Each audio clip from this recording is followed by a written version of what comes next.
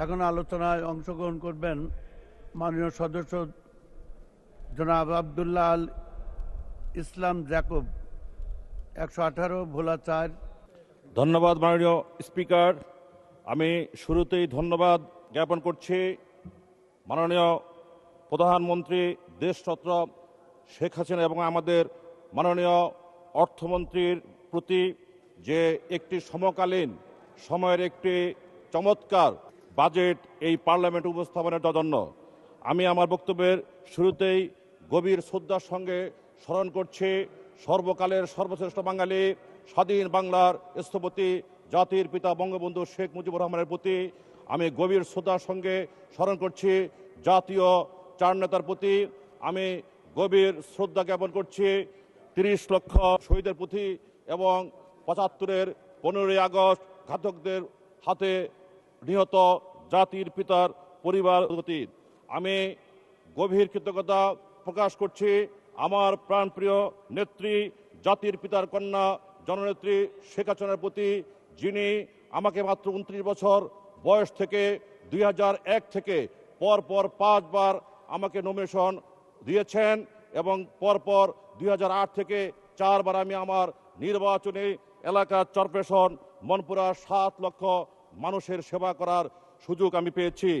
আমি আজকে এই অর্থমন্ত্রীর কাছে আমি অনুরোধ করব যে আমরা এলজিইডি মন্ত্রণালয় গ্রামীণ অবকাঠামোর উন্নয়নের এবং গ্রামীণ অর্থনীতি সমৃদ্ধির একটি অন্যতম মাধ্যম এবং এই মিনিস্ট্রিতে বা এদের যে কাজ গ্রামীণ অবকাঠামো প্রায় 50 লক্ষ লোক প্রত্যক্ষ এবং পরোক্ষভাবে গ্রামে এই কাজের সঙ্গে সম্পৃক্ত। তাই স্থানীয় সরকারের কার্যক্রম এবং গ্রামীণ অবকাঠামো এবং অর্থনীতিকে সমৃদ্ধ করার জন্য স্থানীয় সরকার মন্ত্রণালয়ের বরাদ্দকে বৃদ্ধি করার জন্য আপনার মাধ্যমে অর্থমন্ত্রী মহোদয়ের কাছে আমি অনুরোধ জানাই। মাননীয় স্পিকার, সাম্প্রতিক ঘূর্ণিঝড় যেই রিমাল 3 দিন পর্যন্ত আমাদের উপকূলে এই রিমাল আঘাত এনেছে।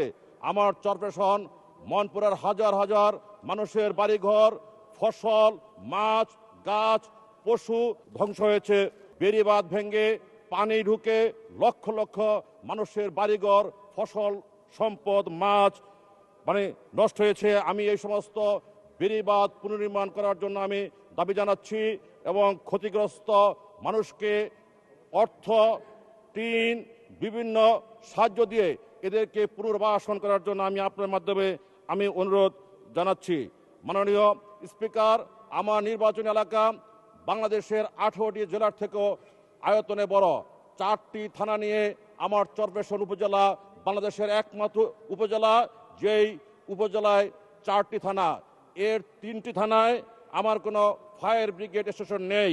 তাই আমি আপনার মাধ্যমে দুলারহাট, শশীভূষণ এবং দক্ষিণাইচায় ফায়ার ব্রিগেড এবং সিভিল ডিফেন্স স্টেশন নির্মাণ করার জন্য আমি আহ্বান জানাচ্ছি। আমার উপজেলার পশ্চিম পাশের তেঁতুলিয়া নদী, এই তেঁতুলিয়া নদীর করাল গ্রাসে আজকে আমার নির্বাচনী এলাকার ওসমানগঞ্জ, নুরাবাদ, আহমদপুর, কলমি, নজরুলনগর এবং মুজিবনগর আজ ধ্বংসের পথে। আমি বর্তমান বাজেটে তেঁতুলিয়া নদীর ভাঙ্গন থেকে আমার লক্ষ লক্ষ মানুষকে রক্ষা করার জন্য অর্থ বরাদ্দ করার জন্য আমি অনুরোধ করছি। আমার মনপুরা ইউনিয়নের কলাতলি, যেখানে প্রায় 1 লক্ষ লোকের বাস, সেই কলাতলিতে কোনো বেড়িবাঁধ নাই। আমি আপনার মাধ্যমে কলাতলিতে বেড়িবাঁধ দিয়ে এই ঘূর্ণিঝড় রিমালে সেখানে বন্যার পানিতে সমস্ত বাড়িঘর ধ্বংস হয়ে গেছে, মানুষের সম্পদ সেখানে শেষ। তাই অনতিবিলম্বে চর কলাতলিতে আমি বেড়িবাঁধ নির্মাণের আহ্বান জানাই। মাননীয় স্পিকার, আমাকে 5 মিনিট সময়ের জন্য আমি আপনাকে অনুরোধ করছি। আজ আমরা গর্ব করে বলি যে সারা দেশে 100% আমরা বিদ্যুৎ সরবরাহ করছি, কিন্তু চরপেশনের মনপুরার ক্ষেত্রে এর চিত্র সম্পূর্ণ উল্টো। মনপুরে একটি বিচ্ছিন্ন দ্বীপ, যেখানে 2-3 ঘন্টার বেশি কোনো বিদ্যুৎ থাকে না। সেই ব্রিটিশ আমলের সেই সিস্টেম জেনারেটরের মাধ্যমে সেখানে বিদ্যুৎ দেওয়া হয় এবং সেই জেনারেটর। মাননীয় সদস্য 2 মিনিটে শেষ করবেন।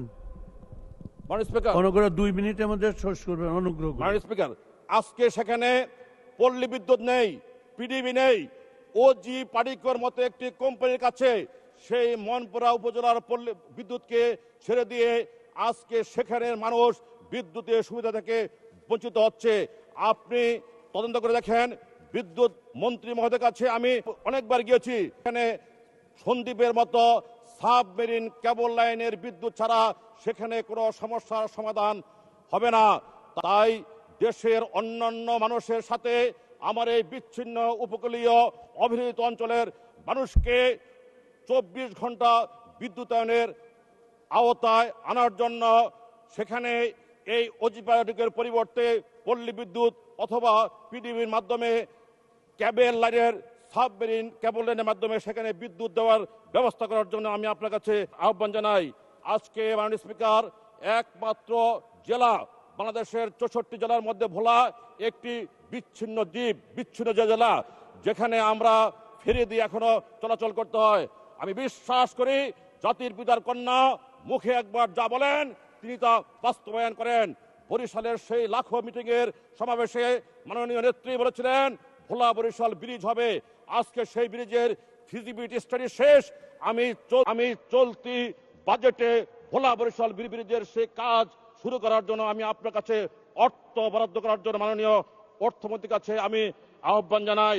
আমার নির্বাচন এলাকা চর কুকরিবুকরি এবং মনপুরা জাতির পিতা বঙ্গবন্ধু শেখ মুজিবুর রহমানের স্মৃতি বিজড়িত এলাকা। তাই মনপুরায় প্রস্তাবিত এবং পর্যটন মন্ত্রণালয়ের ডিপিপিভুক্ত সেখানে বঙ্গবন্ধু চিন্তানিবাস এবং চর কুকরিবুকরিতে পর্যটনের। মাননীয় সদস্য, আপনার সময় শেষ। অনুগ্রহ করে 1 মিনিটের মধ্যে শেষ করুন। অনুগ্রহ 1 মিনিটের মধ্যে শেষ করুন। মাননীয় স্পিকার, বাংলাদেশের অনেক ছোট জেলায় মেডিকেল কলেজ হয়েছে, পাবলিক বিশ্ববিদ্যালয় হয়েছে, আমাদের কোনো সমস্যা নেই, আপত্তি নেই। কিন্তু ভোলা একটি বিচ্ছিন্ন দ্বীপ। ভোলার সন্তানেরা, গরিব বাবা মায়ের সন্তানেরা সেই উত্তাল মেঘনা নদী পাড়ি দিয়ে ঢাকা, বরিশাল, চট্টগ্রাম যে লেখাপড়া করতে পারে না।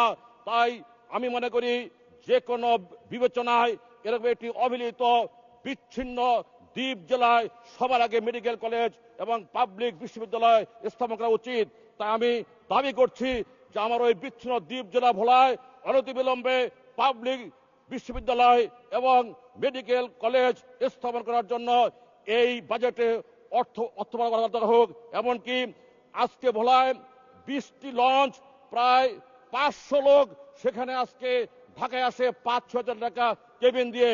তাই একটি বিমান সদস্য,